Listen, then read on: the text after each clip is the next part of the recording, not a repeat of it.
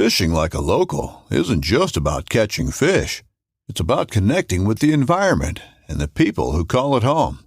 It's about hearing the stories and traditions that have been passed down for generations and sharing unforgettable moments with the people you meet along the way. Fishing like a local is having an experience that stays with you forever. And with Fishing Booker, you can experience it too, no matter where you are. Discover your next adventure on Fishing Booker.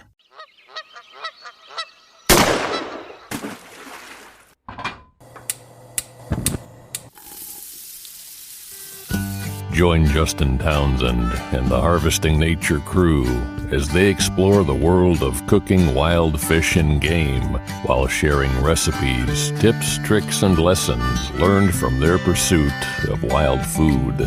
We sure hope you ate before the show, 'cause you're gonna leave hungry. This is the Wild Fish and Game Podcast. Hey everybody, welcome back to Harvesting Nature's Wild Fish and Game Podcast. You got your host here, Justin Townsend, and today I am joined by a very special guest, and we've got a very interesting topic to discuss, which we're going to go into a bit more detail in a moment. It has to do, I think, with a topic that is going to interest folks. It's something that as anglers we all do, but it's the way in which we do it, I think, is the point of conversation and the why behind it, which is what we'll get into. A very interesting method of sort of like dispatching fish. So we'll go into it in more detail and sort of all the ins and outs of it. As far as its practicality, its ethicalness and flavor and all those things as it affects the fish themselves. But first, I'll give a quick update. So I'll give a plug. Naturally, it's the summer months. We're in the middle of July here. A lot of folks out fishing, angling, spearfishing, doing whatever, crabs, shrimp, what all those things you're doing. Our wild fish spice blend that we have here at Harvest Nature is perfect for that. One of my favorites as far as the flavors to pair with either freshwater, saltwater, brackish, whatever you're doing. It's a good choice. So I'll throw a link in the show notes so you can click on that and check it out if you'd like. Highly recommended, of course. And then updates for me. So finally relocated here to DC. We got settled in. I'm actually recording this from my new office, which I'm excited to get out and explore some of the eastern seaboard while I'm here on this side of the country. So that's kind of all the updates I have for right now. I got some adventures planned, but nothing solid yet. And then I'll just go ahead and introduce our guest, and we'll just dive right into it. So our guest today is the founder and president of the Ike Jime Federation, a company committed to the training, standardizing, and empowering the next generation of American fish and seafood to world-class levels of quality. He has been profiled in international and national publications as a global expert on fish and seafood quality, cuisine, and harvesting techniques. And he brings his interdisciplinary approach to training university researchers, various companies in the seafood supply chain, Michelin-starred chefs, and sports anglers alike. Andrew Tsui, welcome to the Wild Fish and Game Podcast. Thanks for having me, and I'm excited to talk with you. Yeah, absolutely. We chatted a bit before the show, and then we chatted via email, and I think connected via Instagram. I think Adam may have sent me over your profile, and then in doing some research too, I saw you were on Hank Shaw's podcast a while back and chatted with him about it. And so definitely very interested to learn more. I kind of outlined the show notes a bit, but I wanted to hear it more of the detail of the practice and the philosophy behind it sort of from you. So I guess first off, would you like to introduce yourself, tell us about yourself, kind of how you got into angling and all that? Sure. I'll try not to bore you. So I as we figured out, I'm actually also based in the DC area. I grew up in Chapel Hill, North Carolina. And I did my undergraduate studies at Wesleyan University in Connecticut. I went home and I got a master's in public health and also my law degree from UNC. But the more honest part is that I may have done a lot more fishing than I did studying, And that kind of characterized most of my upbringing, actually. And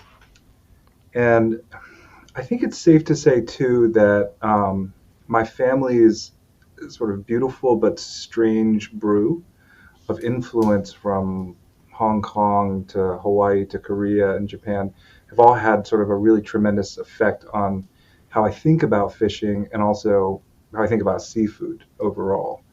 Um, so I still practice law in DC, and this is confusing to a lot of people, like both my colleagues and also folks that I work with when I'm facing the public from the perspective of the Ike Jime Federation. But I'm hoping that after this discussion, like you might actually, and listeners might understand how my legal practice is inextricably linked to the work of the Ike Jime Federation, and more specifically, the way in which federal laws and federal agencies, and maybe sort of a history of benign neglect, have created roadblocks to create the competitive and world-class seafood industry that is undoubtedly possible in the United States. Um, and then I guess, like above all, I hope that maybe this conversation will help us all understand how, because of these laws, because of these agencies, we've effectively created a volume-based fishing model in the United States, which has really deep qualities not only for the resulting quality, or it has really deep implications not only for the resulting quality of the seafood, but also for the health of the fisheries writ large. If we can only sort of imagine fishing through this volume-based model, well, actually, the verdict is in, right? You can see fishing villages or fishing towns around the United States collapsing. So I think we need to just sort of revisit this model and think about like what else is possible, and especially what else is possible for the next generation. No, I think that's really great. Yeah, I hope to dive into it a little more. I guess from the beginning, what is Ike Jime? Yeah. So I think, well, so first, Ikejime is a Japanese term, and roughly translated, it means a live killing. And that's kind of a misleading translation because it's the live killing isn't qualified. And so the way that we describe Ikejime is that it's a considered kill. And it's a considered kill because it's occurring in the service of ensuring this very high level of food quality. It's not just sort of wanton, random live killing. It's linked to food, and that's just not really captured in the transliteration. Um, and I think maybe really quickly I'll try to throw in here that Ikejime is sort of this attempt to, or not an attempt, it is the reversing of the fishing experience that we know mostly in the United States.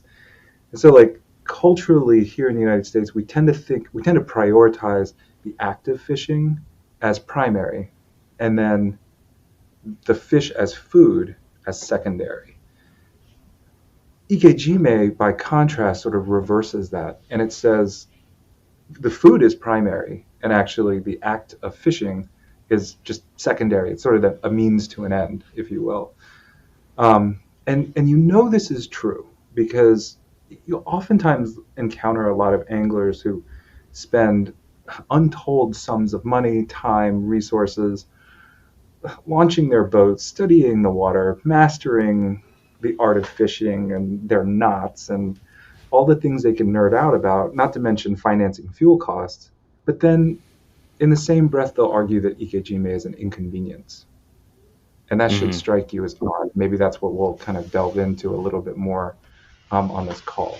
So I think it's sorry, it's interesting because I see it. We talk a lot about it too in the hunting side as well. It's like almost the same exact thing. You get a lot of folks dump a lot of money into into gear, into scouting, into travel, into weapons, into time at the shooting range, into all these things, and then at the end they just treat their animal like the meat. It's not thought of as like this is this precious commodity, sort of as the food aspect of it. And I think that's I think you're the first person I've heard kind of put that same equality on the experience of both, and it makes total sense to me. And I find it like very interesting, a little saddening too. But yeah, sorry, I interrupted you. No, it's fine. Continue. I mean, I know the. I guess the elements of the hook and bullet community that are prone to those types of habits, like the guys that will just take a couple backstraps out and walk away from the rest at the end. Yeah. And there is a sort of counterpart on the fishing side of arguably even worse practices. And I think that's where voices like yours are so critical. And, it's not just about food, it's about value. Mm-hmm. So if you can understand how to unlock the potential of what you are actively killing, the value of it increases exponentially. So I think that's kind of the nice simpatico between, a concept like harvesting nature and a considered kill. I mean, they are kind of one and the same. So all I was going to say is maybe just kind of give you I want to bury the lead. Like, what is, this thing we call Ike Jime, apart from its sort of mysterious translation issues. It's actually a sequence of skilled handling techniques for fish that allow the fishermen, and I'm going to, apologies to any listeners that are female. I don't suggest that anglers or fishermen can only be male, but I'm going to use the term fisherman. It allows the fishermen to literally control quality outcomes. And, the unfortunate reality is that just the mere physicality of kind of doing the Ike Jime won't quite get you over the finish line. And it's essential to understand not only the how, but also the why. And if you can understand the why, that is the blueprint to actually sell your fish at a higher price point. And it just by insisting that you did this gruesome thing to a fish is actually not persuasive or particularly compelling in a marketplace of highly discriminating purchasers that do occur with great regularity in the seafood industry. And that's definitely true at scale. So at a high level, here's how this sort of sequence works. Again, this is just sort of my characterization of it. First, you cannot allow a fish to suffocate to death. Suffocation causes stress, which ruins product quality. And we know that's true not only in the seafood context, but also in the livestock context. So instead, plunge a spike into the brain of the fish as soon as it's removed from the water. Second, don't allow the fish's blood to remain in the carcass. Instead, exsanguinate or bleed the fish by cutting or rupturing the key arteries while its heart is still beating. And it will continue to beat even after it's brain dead. Third, do not allow rigor mortis to set in too quickly. So instead, rupture the fish's spinal cord by inserting a wire through the entire length of the neural canal, effectively paralyzing the carcass. And fourth and finally, don't allow the fish to cool unevenly or slowly. Instead, chill the entirety of the carcass immediately and rapidly, by submerging the fish into a slurry mixture of ice and water. In practice, here's what it kind of looks like. Fish, in a really sort of stereotypical scenario. Fish comes out of water on the end of a hook. It's then immediately brain spiked with a single push. We call that tool the blackout. You'll know that you've hit the brain when the fish's gills and its mouth flare, and also its dorsal fin. And then it cannot experience any unnecessary stress. And one of the things I want to say about stress is, people are like, oh, fish don't feel pain or fish don't experience stress. And that's so wrong, and we know that's wrong, even with the most basic of scientific facts, which is that fish are vertebrate species and they have a central nervous system. So maybe we don't get to characterize it as pain, or maybe we don't get to apply value judgment terms like suffering or whatever, because how do you measure that, right? A fish can't speak. But there are things you can measure, like stress. So it's easy to forget that fish not only exist in, but also evolved in a gravity-less environment. So when you take that fish out of water and it feels its own body weight for the first time on the hard deck of a boat or on the hard deck of the bank, it's not comfortable. It will stress, and you know it will stress because it can release the same compounds that we might release when we're stressed: cortisol, adrenaline. Its respiration rate will go up. Its pupils may dilate.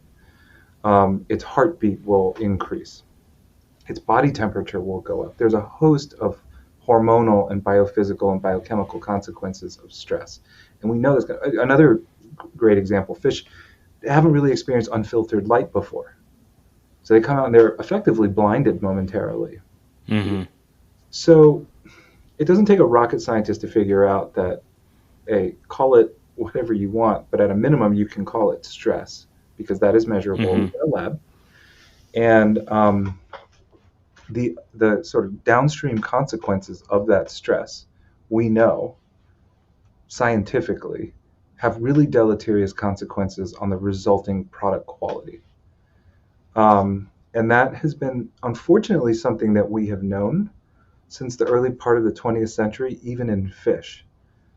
But it's something that we can't culturally sort of embrace, and we can't really legally embrace it as well. And so that's why you have this framework, this federal framework for overseeing and regulating like beef quality. We have 8 grades of beef. But there's actually no corresponding set of laws or a federal agency that oversees seafood quality.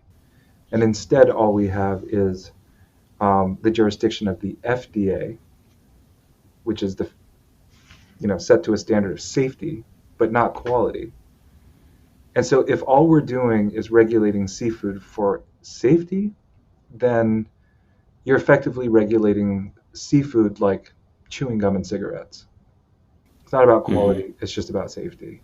And that has been, unfortunately, an artifact in our legal system, but therefore in our economic system, that I think is sort of ground zero for why we have this amazing access to wild species and wild fish, but can't really quite turn that into a world-class product, and the incentives aren't aligned. So that's, sort of a rambling explanation of Ike Jime sort of at a high level. No, I think it explains it well, and so we talked about it, or you mentioned sort of like the process, and through the process, you're essentially like you're killing the fish quickly, you're eliminating the stress, you're paralyzing it. Those 4 steps you mentioned. So, what if you're not doing that?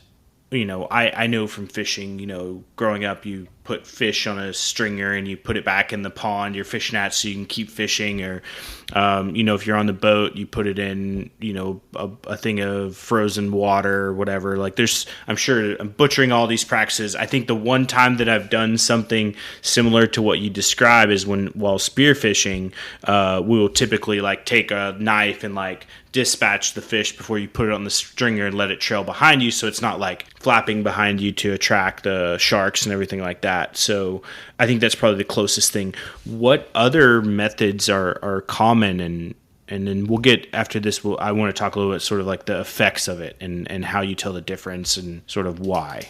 Yeah, so you named a few for your sports angler. So at worst, people will just kind of take the live fish and throw it in a paint bucket. with no ice whatsoever. Sometimes people will throw a little water in there. Say, like, oh, you got some water, and think that maybe that will solve the problem. Stringers extend their lives. That is true, but they are stressing. And maybe it's helpful to like talk about like the actual consequences of that stress. Yes. So stress sort of manifests itself in three sort of primary ways. Like the first is there's this hormonal response, right? So it's the release of cortisol and adrenaline. And adrenaline actually breaks down into these subcompounds known as aldehydes and ketones. And you smell those. So you can literally smell stress. The other thing is that when a fish is stressing, it's having a biophysical reaction. So it's going to like thrash. And if it's thrashing, it's exercising pretty dramatically. So its heart rate's going to go up. Its core temperature is going to rise. And very frequently, again, these fish are not evolved for a gravity environment. So when they hit something like with blunt force, a hard surface, they bruise themselves.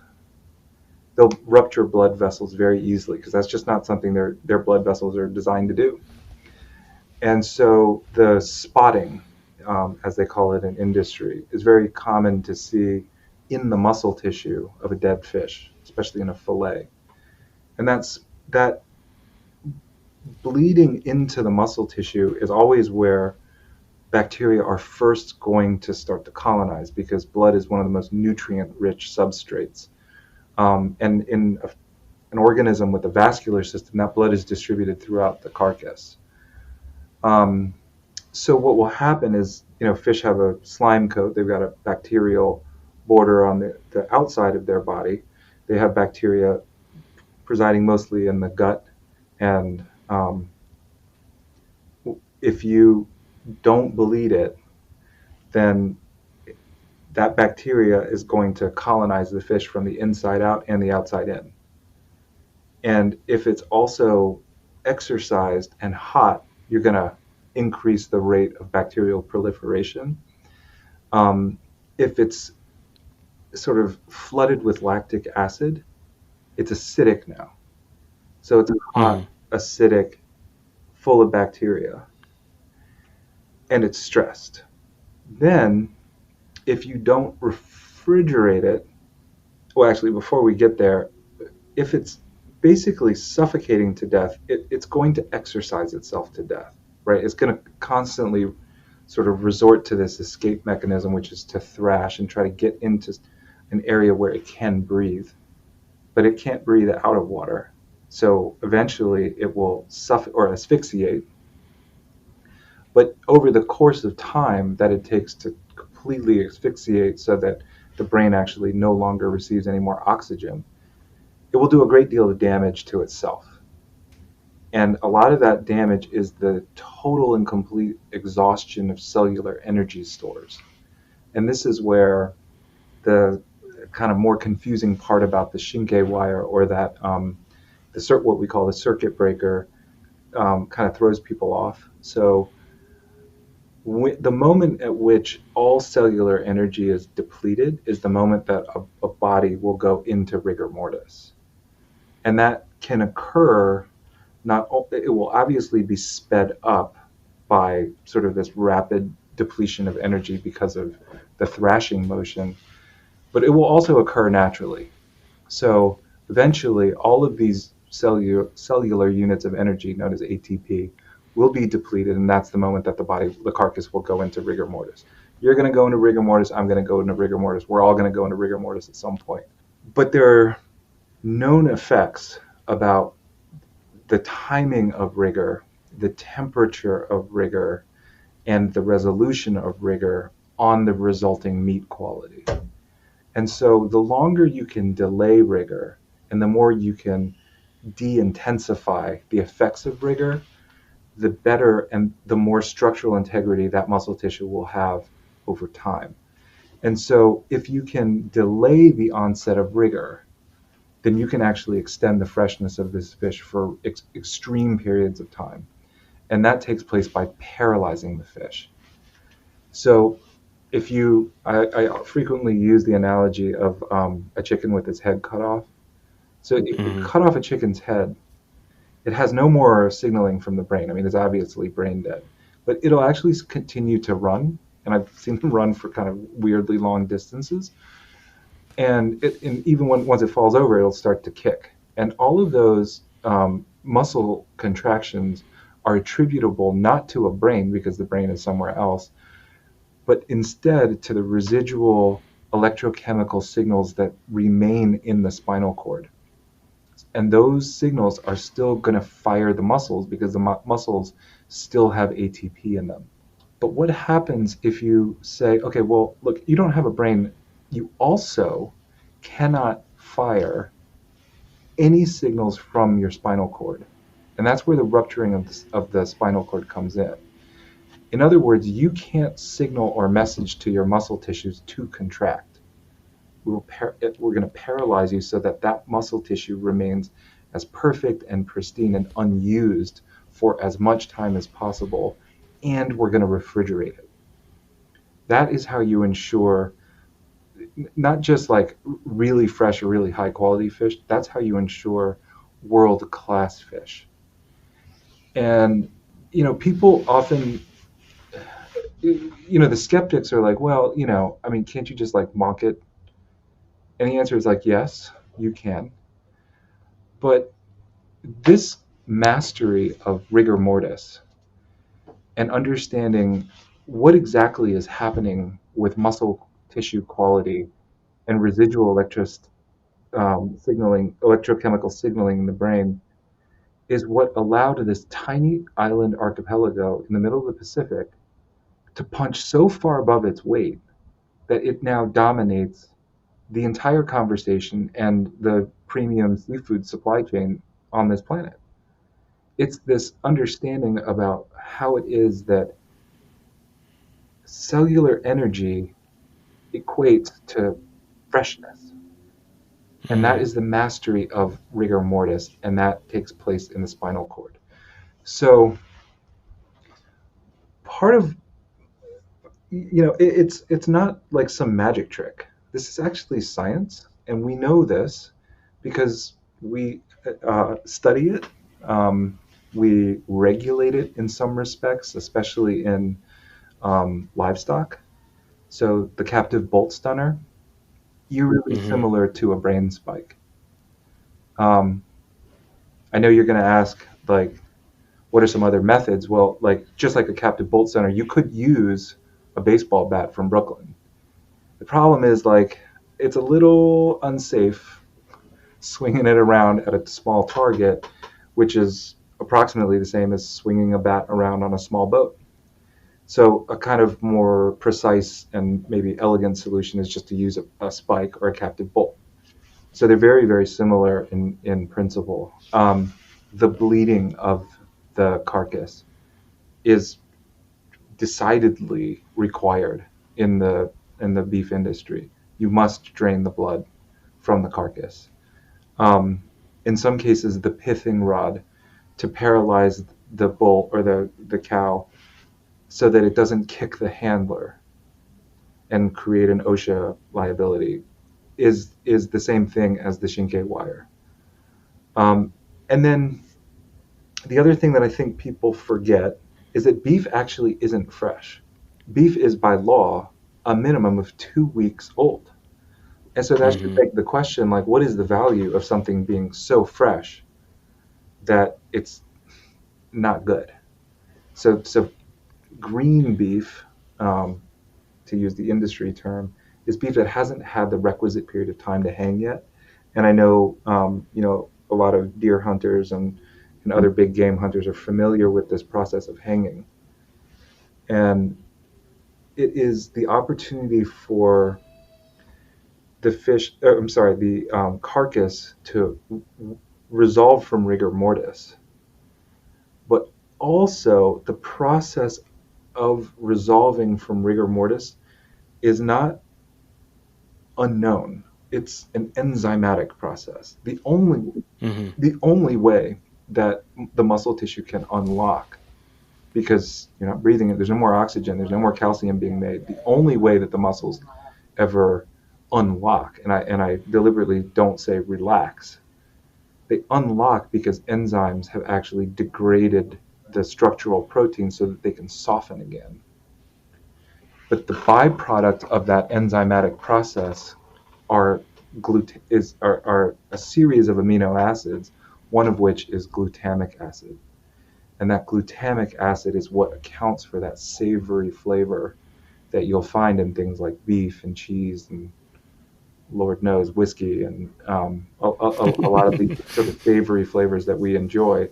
You can't really get there unless you've had that requisite period of hanging. What we're doing with fish and seafood in this country is basically eating it too fresh. But the problem is if you don't eat it fresh, because we don't have an adequate handling protocol, it's really the only way to do it safely because it's otherwise decomposing too quickly because the bacteria are overtaking it. And the bacteria are going to overtake it because it's hot, acidic, and not bled. Does that make sense? So there's sort of like Mm-hmm. these two races happening. One is like an enzymatic race, and the other is a bacterial race. And categorically, the bacteria are winning the race every time in seafood. But what happens if you actually suspend the bacteria and you allow the enzymes to actually do what they're supposed to do, and you let the enzymes win the race instead of the bacteria? Well, now you're talking about our beef industry. And our beef industry is not something to be trifled with. I mean, it is an international behemoth. And there's a lot of rich cattlemen, not a lot of rich fishermen. Fishing like a local isn't just about catching fish. It's about connecting with the environment and the people who call it home. It's about hearing the stories and traditions that have been passed down for generations and sharing unforgettable moments with the people you meet along the way. Fishing like a local is having an experience that stays with you forever. And with Fishing Booker, you can experience it too, no matter where you are. Discover your next adventure on Fishing Booker. It's man, you have my mind is spinning in so many different directions just because too I'm thinking about the applicability and just the thoughts of because we think a lot about from the hunting side of it as well and meat handling and sort of the way we teach and just now thinking it too of the sort of same processes but happening to a fish. And I know there's been a lot of movement, over the last 5 years, 10 years of just this concept of looking at fish and seafood very differently and in a similar manner to the way we look at meat. And when, you categorize, when you walk in the grocery store and it's like there's the meat section, there's the seafood section. And I think in a lot of folks' minds, there's like a very clear divide. And at the end of the day, you've got substances that are made of protein that we consume, and so things like rigor take place, things like that enzymatic breakdown. You get there's a lot of folks doing a lot of aging with fish as well, just as you can age beef, and sort of like pushing the limits of traditionally what we've done with different types of fish. And it just now it's like it too, like this conversation, you're solidifying some personal beliefs of mine of like they are in fact and should be in fact thought of and treated the same. It's just like on the fish, there's a couple different steps and just different methods, and I think that's what we're talking about, and it gets me excited too. So well, it's the way I think about it is just like a different form factor. Mm-hmm. They're all vertebrate species, different form factor. It also is true that the bundling of the muscle fibers in a fish is different than the bundling of the muscle fibers in an animal that has evolved in a gravity environment. So fish muscle tissue is actually very different based on the directionality of the muscle fibers. That's why fish is always going to be softer. Mm-hmm. It doesn't have crisscrossing muscle bundles. Beef, chicken, pork, all of those things, they need that structure because, gravity. But you're right that there has been a sort of revisiting of the potential of fish to kind of push the limits of what we think of as like fresh. Um, but the precondition is that this fish was slaughtered in a manner that will actually Yeah. allow that process to occur. Otherwise, it's not possible. And you may notice also that a lot of what you see sort of prominently displayed, like, kind of the steak format, is farmed. They are not Mhm. wild fish. They tend to be farmed salmon species, which begs the question, well, why is it that all these is sort of predominated by these farmed salmon? And it's because the industrial process of harvesting salmon at scale incorporates, they don't call it Ike Jime, but it's a percussive stunning technique at scale. They're using large mechanical stunners that are not using, brain spikes, but instead like a hammer. And then frequently there's like these rotary cutters that swing up underneath, and they're pneumatic stunners.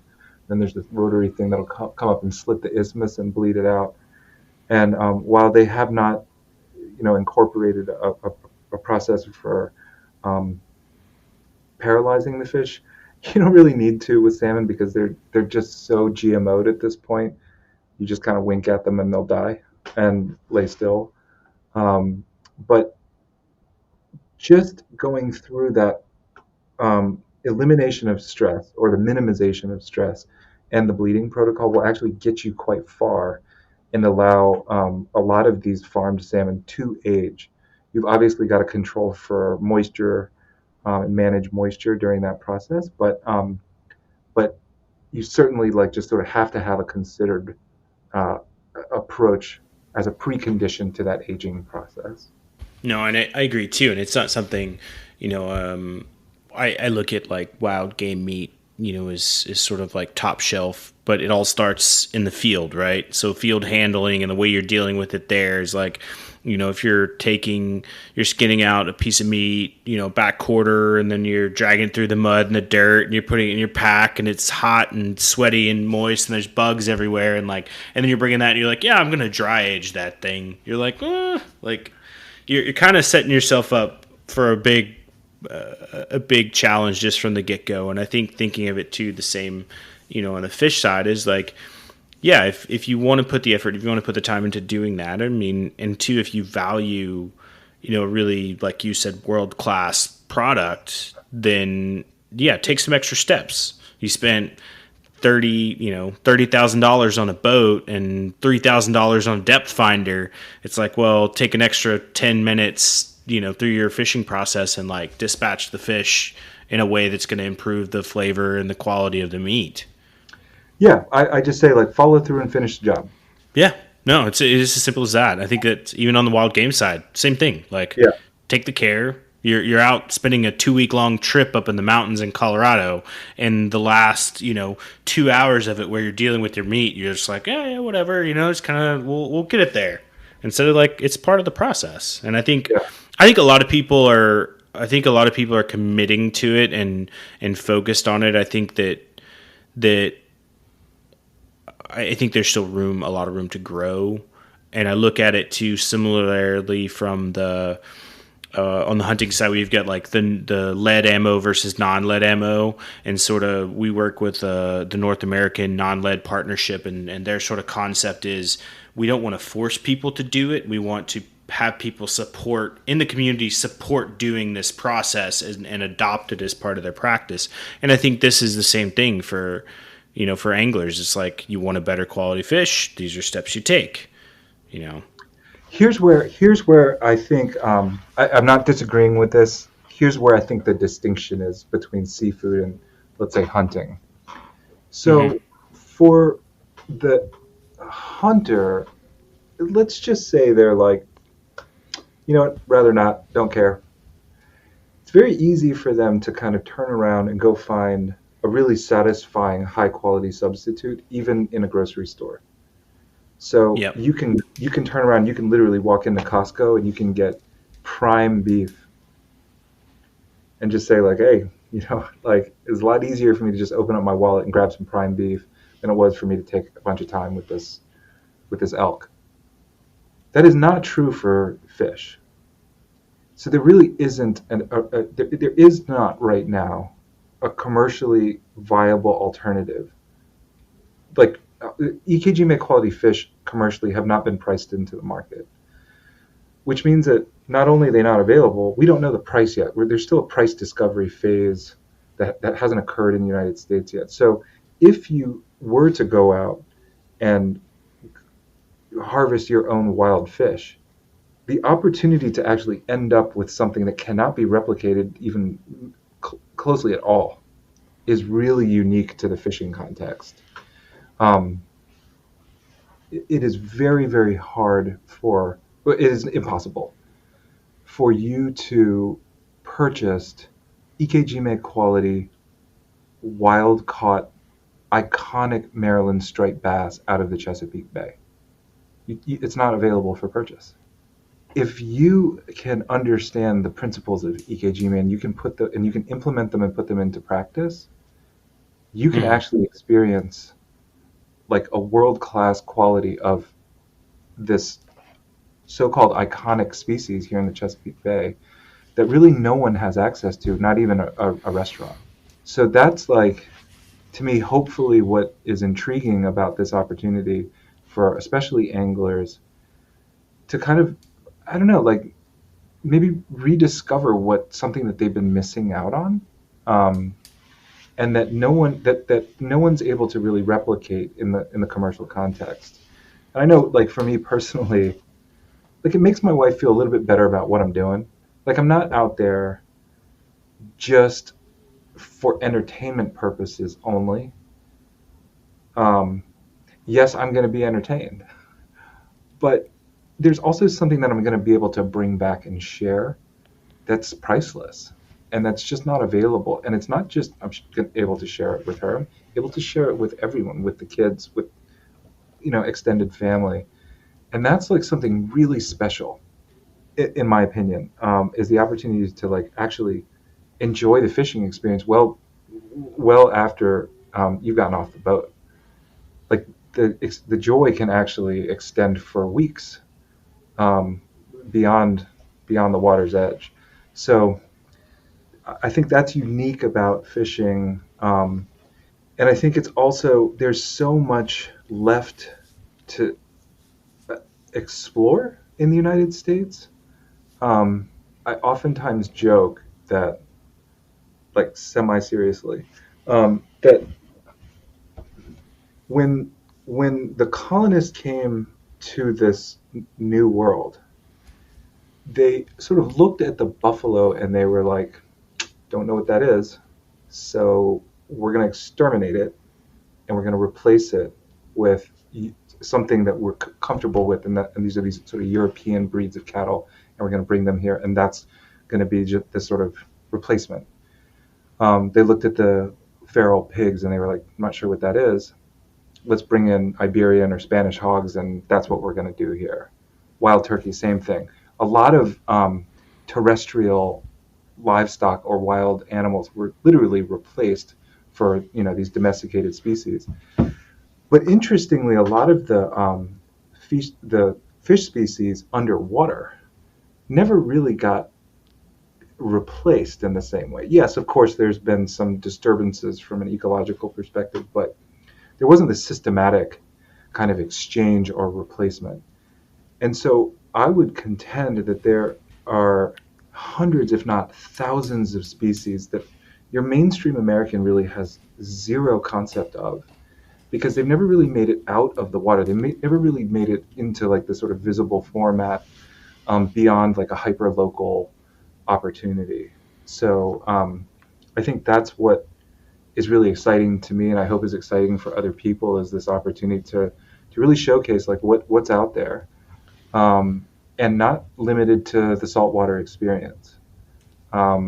We tend to, in the U.S., think about sort of eating quality fish as being something that comes out of the saltwater. And that's largely because we have historically taken a lot of our fresh fish cues from Asia, from Japan. And that's an island. Like, of course they're eating a lot of saltwater species, but there's actually not any difference in terms of quality between a freshwater species and a saltwater species. It's not like saltwater species are saltier. Like, that's not true. So the absolute truth is that fish species, freshwater or not, in the United States are really not well understood from a culinary perspective. And I think we have like a lot of immature language that we use to describe fish or seafood. It's just kind of like, yeah, this is really fresh. Or you can really only eat it as a fillet. So those two things, I think, enable us in a harmful way to only eat seafood, one, really defensively, and two, not in a particularly competitive way. So the first thing about fresh is like, look, fresh doesn't tell the whole story. Fresh just tells me how recently it died. Ike Jime tells us that fresh is actually dependent on the manner of death, not the recency of death. So the quality is directly traceable to the manner of death. Then the second thing about fillets is, we somehow cling to this concept that the only way to deal with a fish is to fillet it. And I call that the prison of fillets. And we haven't quite moved into this space, we're getting there, where fish are something that you can butcher.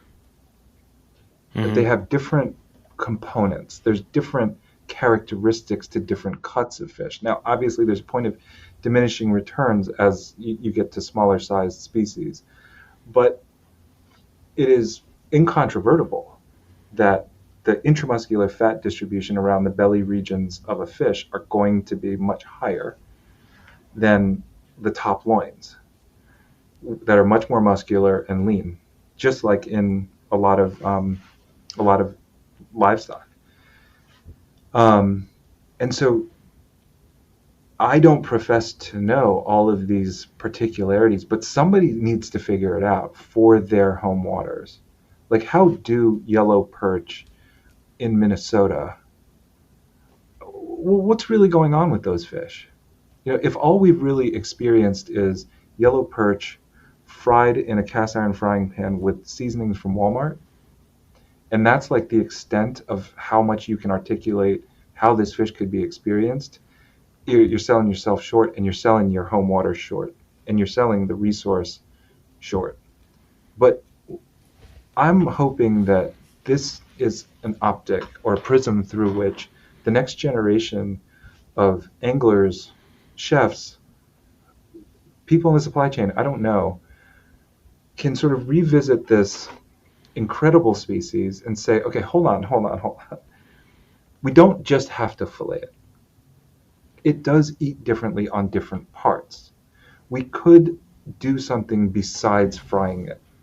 We could do something now that it doesn't smell. We don't need to overwhelm it with seasonings and spices from Walmart. We can actually maybe let the fish speak for itself. And let's just see what's possible here. I don't have all the answers, but I hope they emerge, because Ike Jime is one way to allow the expression of these fish that I think are just sort of like secrets, around the country, to really, finally we can have a conversation about them. No, I think that's an awesome. I like the thoughts behind it, especially just sort of unlocking the full potential. And I go back to what you say about like the differences of like, yes, a hunter, if you decide to leave an elk in the field or whatever, and you go to Costco and you pick up a steak, and then in comparison, that like there's nothing equitable on the fish side to that. If you were to not follow through, like you're creating the quality yourself through the process, but and that's also to diminish too the significance of elk, which I think might be the best one of my favorite sort of venison species, but sure. I just meant No. I got what you're saying, and I'm trying to wrap that in my mind to what you just said of the fact that we've eaten, like, I grew up in southeastern Oklahoma, right? I grew up on largemouth bass. I grew up on catfish. I grew up on what we call crappie and perch, which are actually sunfish, and all these different species that we grew up eating freshwater. And to a lot of it, yeah, we just ate it. You battered it in cornmeal and you fried it. But two, in my mind, I'm thinking, like, what if the process for killing the fish was different in the way that it died? Like, how much different would that culinary experience have been? Yes, does 10-year-old Justin care? But maybe if 10-year-old Justin grew up with the method, now maybe 37-year-old Justin cares about the flavor of the fish, and now he's like, man, you know what? One of the best fish I ever ate in my life is, largemouth bass from a cattle pond in southeastern Oklahoma, which, but also who has tried it? Who has been in that location and followed this to, like, really untap this process, I guess, or conceptualize it in a place. Yeah, and I'll react to something else. Like, you mentioned largemouth bass, which is from just a purely anthropological or cultural anthropological perspective. Like, the diversity of attitudes towards this game fish is, like, crazy. Right? Like, you go up to it blows my mind. Wisconsin and Minnesota, and they're like, yeah, I eat largemouth bass. You tell that to someone down in Alabama, and they're ready to shoot you. Which is so interesting. I think it's also obviously wrapped up in the economy of the sport fishing tournaments for largemouth. But I will say that as someone who has eaten his fair share of largemouth bass, there is variability in the flavor, even though there seems to be consistency in the species around. And so what is it, like, even accounting for Ike Jime, that affects the flavor of a fish? And I think this is something that oftentimes isn't really explored enough. So what I mean by that is, we talk a lot about eating seasonally, we especially when it comes to sort of terrestrial flora and fauna.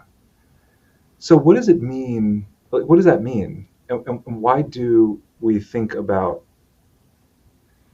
grain finishing beef as opposed to letting them have grass the whole time? Like, what are we doing here? And actually, what we're doing is we're manipulating the fact that animals taste of what they eat eventually.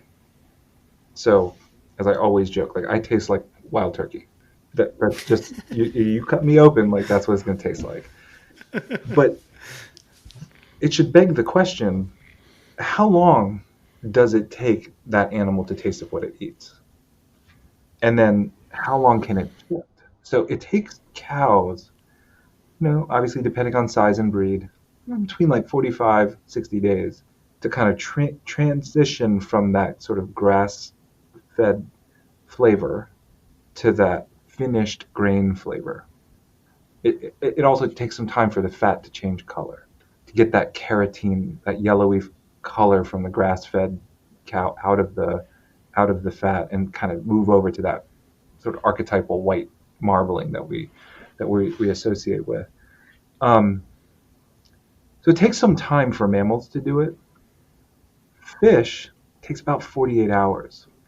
Wow. So a lot of, like, the character of what you're tasting in a particular species is dependent on what it's eating.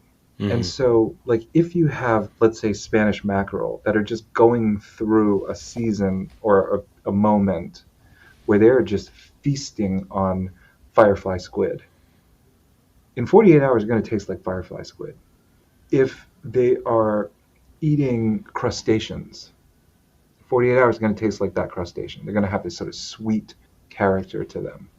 And the forage is also dependent on seasonality.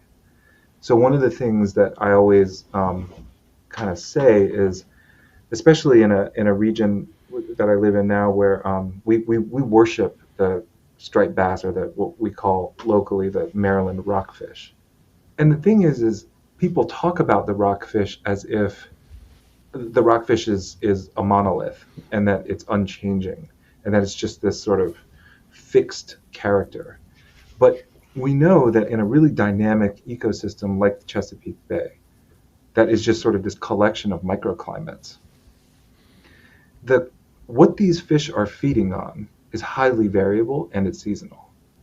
And so a rockfish that you'll encounter in, let's say, July, like now, I wouldn't eat it. It just doesn't really look that good. It's kind of stressed.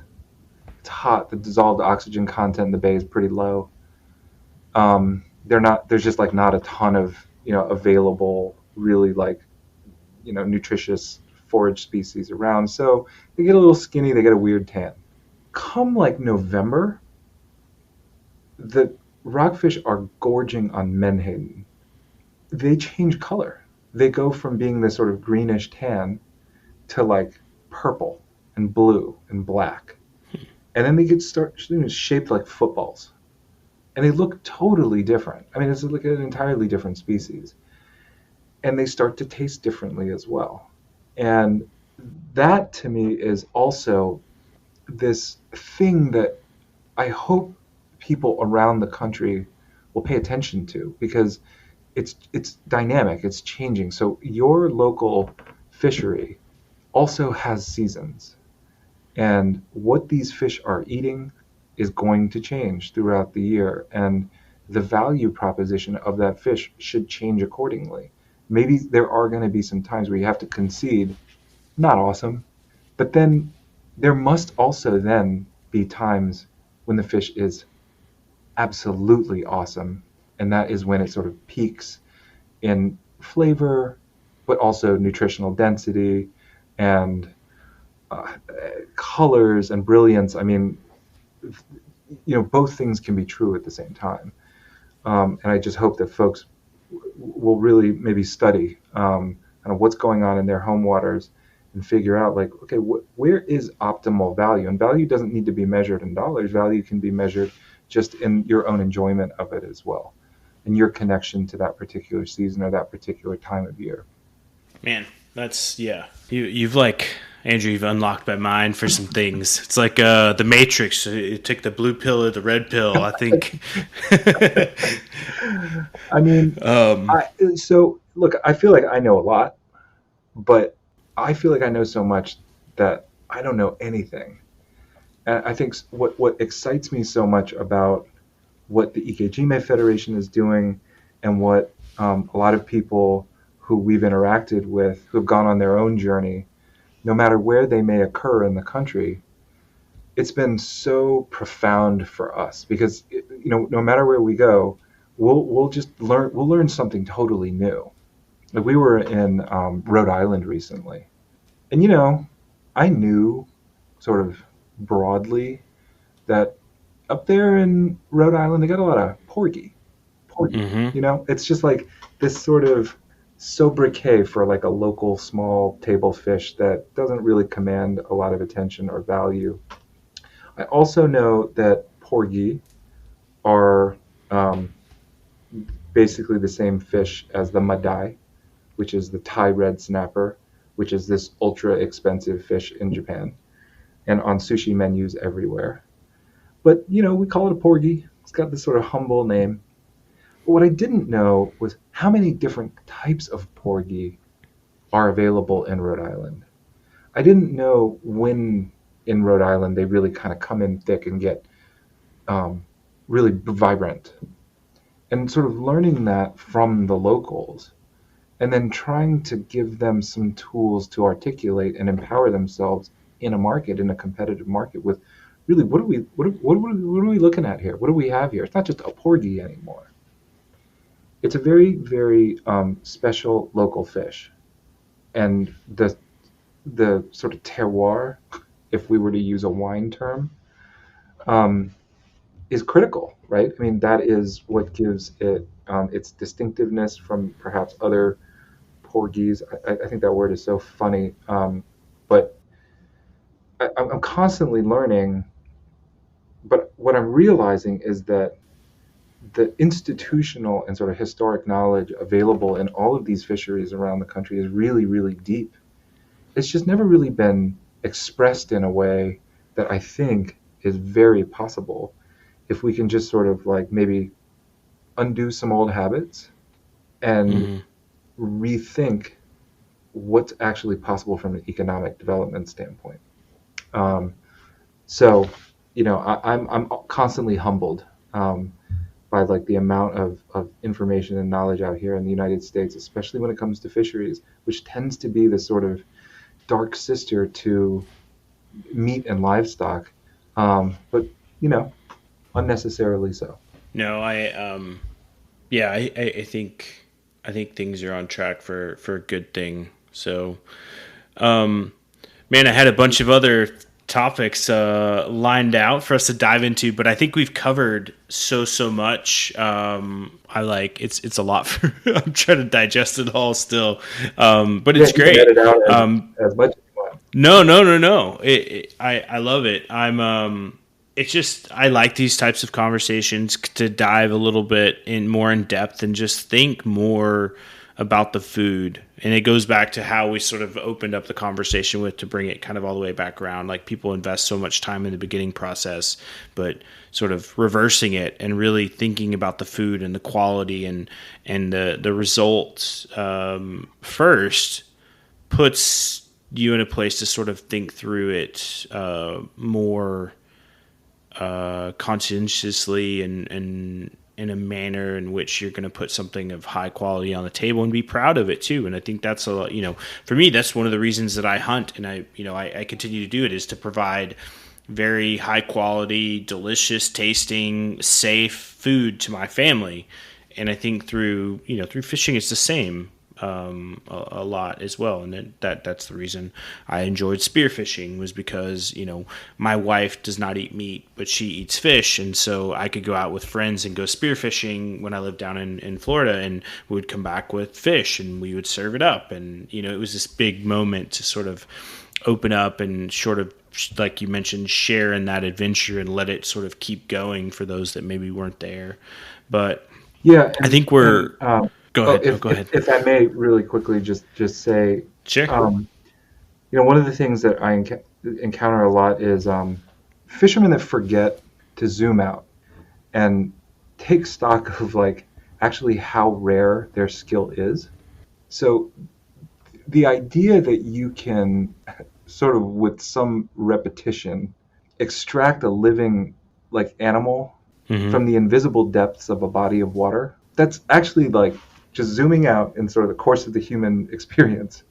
It's a cool trick, right? Like not a lot of folks can do that. And so I think oftentimes anglers sell themselves short and just sort of buy into this idea, well, I'm just going fishing. It's more than that. Like I oftentimes think of anglers and hunters as like kind of the ultimate tacticians. There's just so many variables that you have to account for and then build a strategy around and shift that strategy in a real-time basis.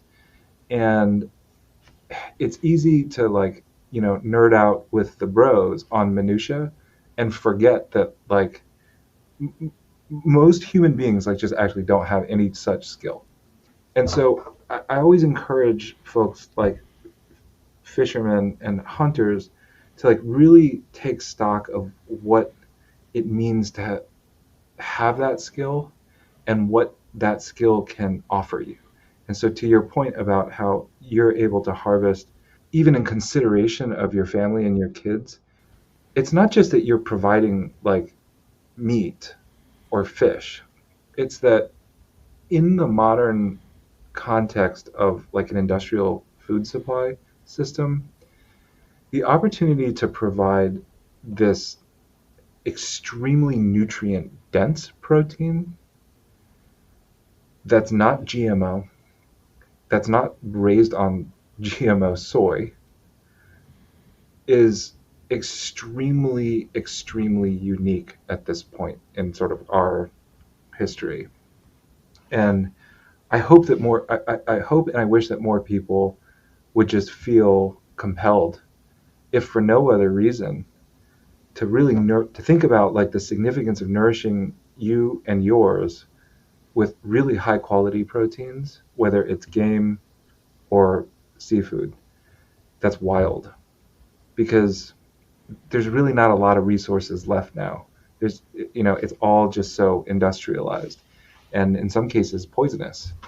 So I share your view. Like it's a real, to me, gift to be able to share really, really high quality food with the people that I love.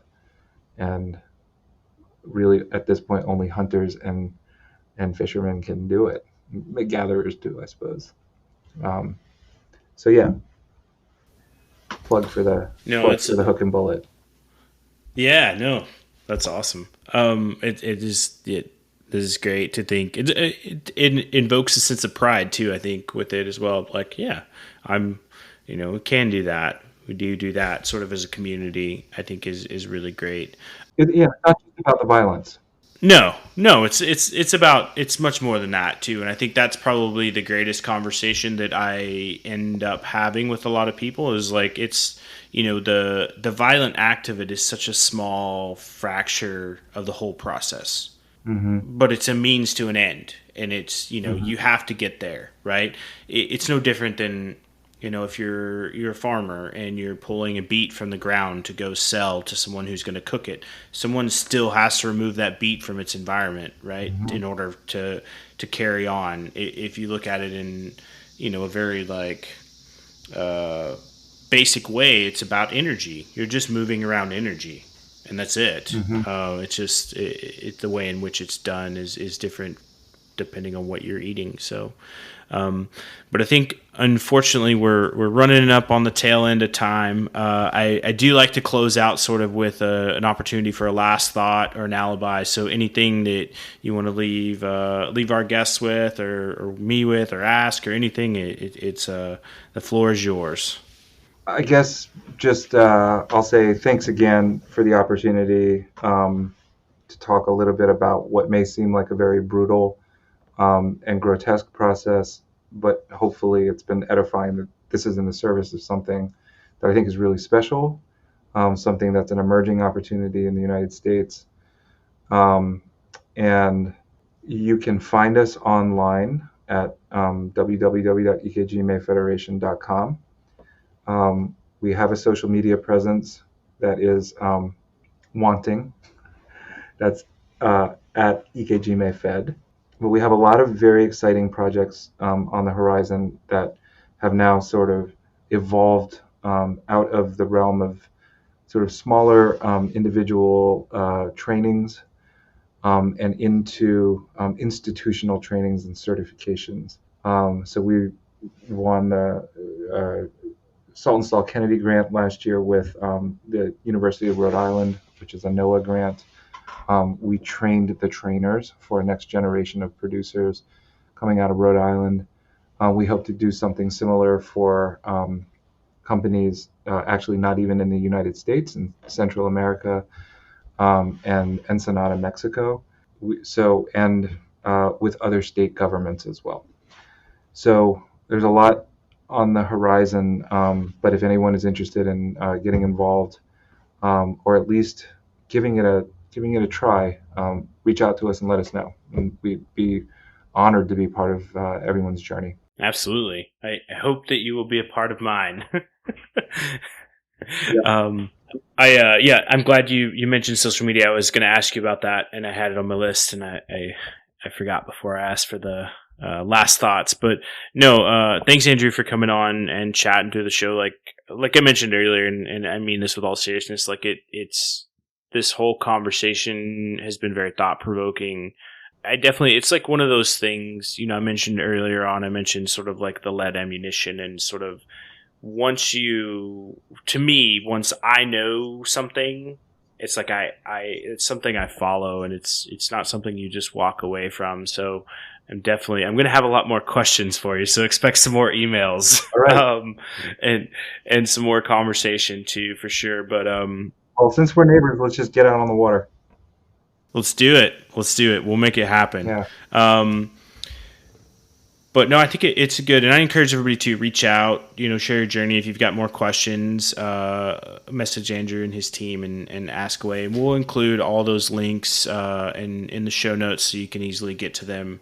But it's worth some more thought. It's worth some investigation too, as you try to as folks try to hone in their wild food game, I would say. So, and at the end of the day too, it's like one of the few things, or not one of the few, one of the couple things that we say. So we eat more wild game and eat more wild fish. So it's very supportive of that. And thanks everybody for listening this evening.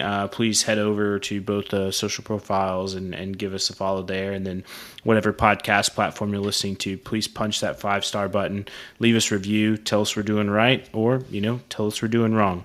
Thanks everybody. Have a good night.